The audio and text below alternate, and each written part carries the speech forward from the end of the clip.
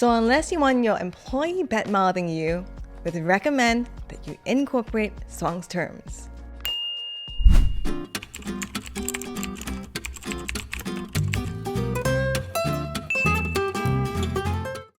As a startup founder, building a team isn't easy, and building an A team is even harder. In this video, we'll be going through the journey of Jim, the founder of ESG Alpha Private Limited, as he goes through his hiring journey.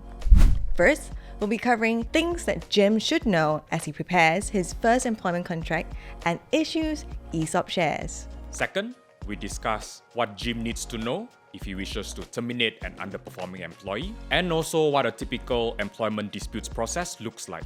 And third, we discover what Jim should do when a C-suite member leaves the firm. Hi, I'm Rachel. I'm a startup lawyer. And I'm Suang, a disputes lawyer from Eugene Turasingham. Jim is a first-time founder based in Singapore. Jim intends to hire a beautiful lady called Suzanne.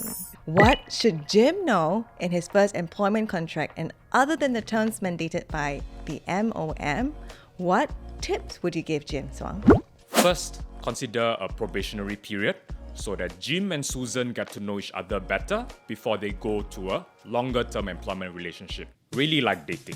Ooh.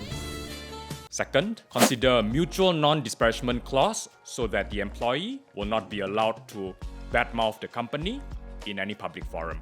And third, have clear termination provisions.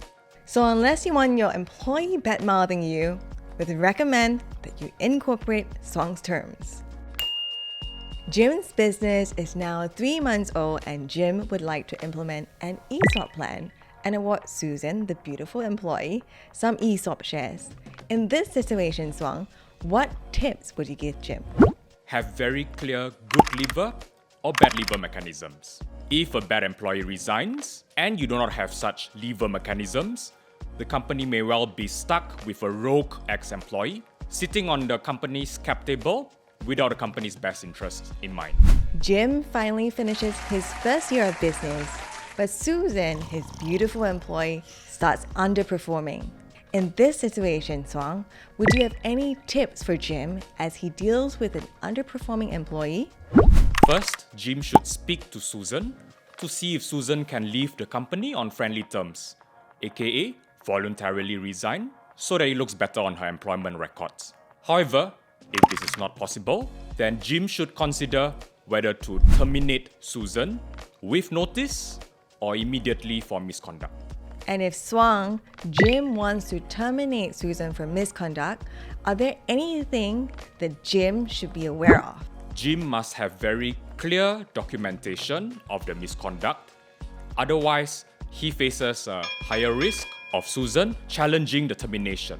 And as the story goes, Susan does challenge Jim's termination. In this case, Suang, what process should Jim be expecting? The typical process goes like this. First, Susan will need to submit a request for mediation at the Tripartite Alliance for Dispute Management, or TADM for short. There will be mediation between the parties, and hopefully Jim and Susan walk away on amicable terms. However, if they do not amicably settle their dispute, then Susan will be permitted to bring her claim as a lawsuit in the Employment Claims Tribunal. And when it rains, it pours. And Jim's favorite C-suite employee, David, decides to leave the company for his competitor, ABC Private Limited. In this case, Suang, can Jim enforce David's non-compete clause that is in David's employment contract? Under Singapore law, such terms are enforceable if Jim persuades the court that the provision is reasonable in the protection of the company's interests. In deciding this question, the court looks at a variety of factors, including the length of the prohibition, the scope of the competing business, and the geographical area provided for. Well, Jim has a difficult life, but the show must go on, and I'm sure founders out there will persevere. Well, we hope you will never meet a Susan or David, but if you do, we hope this video was of some use. We hope you enjoyed this video, and if you liked it, remember to like, share, and comment below. If you'd like more tips on how to grow your startup, as well as to conquer the challenges you're facing, please check out our other videos over here.